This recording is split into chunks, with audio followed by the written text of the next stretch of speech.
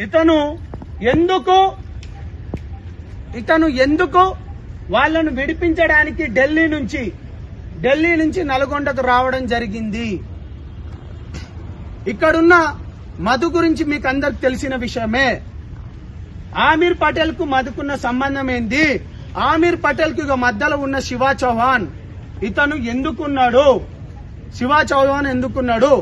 దాని తర్వాత అభిషేక్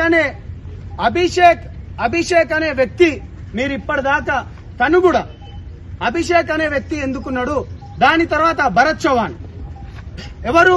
మధు వాళ్ళ బావ. ఈ ఒక్క ఫోటో చాలండి, మిగతాది ఏదొద్దు.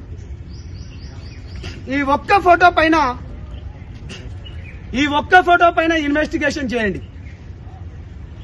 మేము రాత్రి పగలనకుండా చాలా మంది దగ్గర నుంచి ఎందుకు ఏందన్నా గాని నిజాలు బయటికి రావాలి, న్యాయం బతకాలి. పేద బిడ్డలు ఇవాళ చనిపోతున్నారు.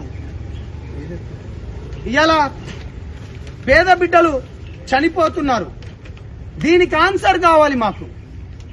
దీనికి ఎవరు ఆన్సర్ చెప్తారు? ఇవాళ దీనికి ఎవరు ఆన్సర్ చెప్తారు?